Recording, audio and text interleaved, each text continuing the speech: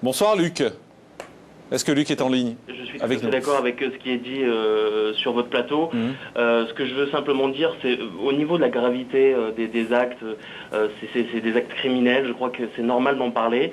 Par contre, c'est sûr que je fais beaucoup plus confiance à des émissions comme C'est dans l'air ou Mots croisés, où on prend du recul, où on a plusieurs invités et qui savent de quoi ils parlent, plus que sur un journal de 20 heures où on n'a vraiment pas le temps d'approfondir le sujet. Vous avez le sentiment que parfois il y a manipulation dans les journaux de 20 heures?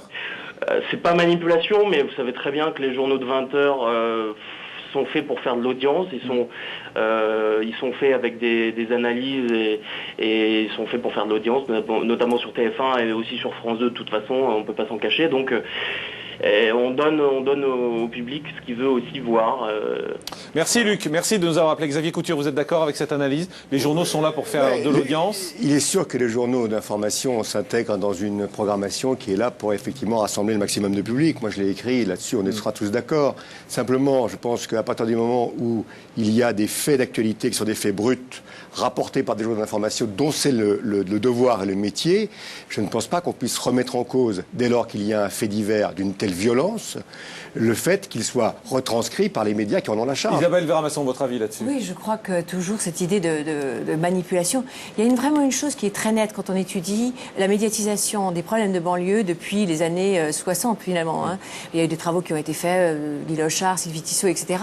Et ce qui est très frappant, c'est de voir que la grande modification, parce que sinon les choses se répètent, mais la grande modification, c'est la mise en cause des médias. On a l'impression que les médias sont devenus le bouc émissaire.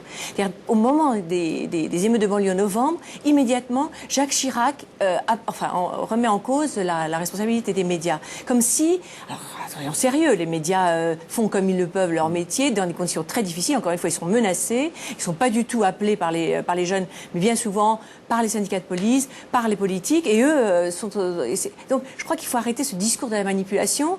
Vous êtes d'accord avec ça, Michel Toris? Il y a une partie aujourd'hui aussi des médias qui sont tenus par le côté, l'aspect politique des choses, c'est-à-dire qu'ils ne veulent pas froisser tel ou tel candidat à la présidentielle. Vous avez vraiment le sentiment que c'est ça aujourd'hui? Oui, bien sûr, nous on le voit au quotidien. Xavier Couture, vous êtes d'accord avec cette analyse? Non, je ne suis pas d'accord. Je pense qu'imaginons à l'inverse ce qui pourrait se produire si les médias ne couvraient pas ce type d'événement. On parlerait de censure, on parlerait d'intervention politique pour éviter que le public soit informé. Ce serait pire. Donc je pense, ce procès en sorcellerie fait aux médias selon lesquels il y aurait des avantages politiques à traiter ce genre d'affaires, je n'y crois pas une seconde. Le public, parce que le public est ce qu'il est, a envie de savoir, de la même manière que l'incident l'accident épouvantable, l'attentat épouvantable qui a eu lieu à Marseille, sera dans la presse, on verra, j'imagine, Paris Match ou VSD, ou un certain nombre de journaux, le traiter de la même manière. Pourquoi? Parce que le public est à la fois fasciné, terrorisé, apeuré, et qu'il a envie de savoir. Je donne la parole dans un instant. Je voudrais juste qu'on prenne au standard un autre appel, celui d'Eliane. Bonsoir Eliane. Bonsoir. Est-ce que, pour vous, les médias sont responsables de la violence? Ah oui, tout à fait. Je pense que les médias ont une grande part de responsabilité. Au lieu de désamorcer une bombe, ils ont tendance à allumer la mèche. Comment? On a l'impression que les journalistes doivent faire la une à n'importe quel prix. Je suis vraiment scandalisée. Alors, Isabelle Vermasson, peut-être là-dessus. Vous avez le sentiment que les journalistes... Merci, Eliane. Quand on regarde de manière un peu précise tous ces événements, on s'aperçoit que ce sont d'abord les politiques qui allument la mèche. Je veux dire, il faut quand même se rappeler de ce qui se passe en novembre 2005. C'est comme les déclarations de Nicolas Sarkozy. Enfin, c'est d'abord la mort d'un enfant, enfin de 2 jeunes. N'oublions pas, comme à chaque fois, pratiquement toutes les émeutes commencent... C'est quand même pas les médias qui tuent 11 enfants. À Vaux-en-Velin, il y a déjà eu 10 enfants qui sont morts. Donc le 11e fait éclater des émeutes que l'on connaît. En novembre 2005, encore la mort de 2 jeunes. C'est ça qui fait éclater les émeutes. C'est quand même pas les médias. Ensuite, les hommes politiques, immédiatement avant même que les journalistes n'interviennent, font des déclarations qui sont des déclarations qui allument le feu. Enfin, rappelons-nous que ce que Nicolas Sarkozy, ça a été pareil. Rappelez-vous quand il y a des soi-disant attentats antisémites. C'est la faute aux politiques finalement? D'abord, c'est quand même la faute à une question sociale. Je veux dire, pourquoi est-ce qu'il y a Et la des police émeutes dans tout ça, puisque vous avez un syndicat de police à côté? Est-ce que je veux dire, vous me demandez si la police est responsable de ce qui se passe? Bien sûr que non. C'est des victimes, en fait? ni victimes ni responsables. Ils sont au cœur, effectivement, d'un problème. Ils sont les premiers interlocuteurs de cette jeunesse. Michel Tauris, est-ce que vous avez le sentiment d'être victime dans cette affaire? Nous, on est ni victime ni auteur. On est là pour exercer une mission de service public. C'est celle d'assurer la sécurité de tous nos compatriotes, la sécurité des personnes et des biens. Maintenant, est-ce qu'il y a des endroits où ça devient impossible? C'est totalement impossible. Aujourd'hui, il y a énormément de zones de non-droit dans lesquelles on ne rentre absolument plus. C'est-à-dire qu'on ne fait plus de travail d'initiative. On ne fait que de la protection des pompiers quand on est attiré sur des feux de véhicules.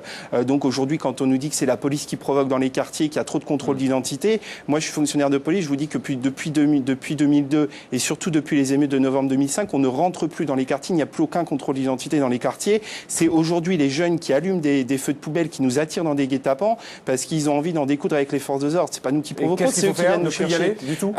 Il faut re-rentrer dans les quartiers, mais de manière intelligente, c'est-à-dire en rétablissant une police de proximité qui va adopter un concept de tolérance zéro. Mais aujourd'hui, ça ne va pouvoir se faire qu'avec des moyens importants et des moyens de maintien de l'ordre. Xavier Couture, au final, les médias se comportent plutôt bien en ce moment? Je pense que les médias font ce qu'ils peuvent dans des situations extrêmement difficiles. Moi, je ne participe pas ni à la mise en cause des hommes politiques, ni à la mise en cause de la police. Ce que j'observe, c'est simplement qu'il y a une situation horriblement tendue et que les médias font ce qu'ils peuvent pour essayer de retracer dans les journaux d'information et dans les magazines ce qu'est la situation sur le terrain. Et je pense qu'il est bien difficile d'avoir un avis définitif sur la manière dont les médias devraient traités ou non. Merci. Le mieux étant qu'ils y soient. Merci à tous les trois, en tout cas, d'être venus ce soir en direct. C'est un sujet qui vous a passionné. On a eu de très nombreux appels. On rouvrira à nouveau ce débat demain soir, bien évidemment. Merci à tous. À demain en direct, 19h, 20h.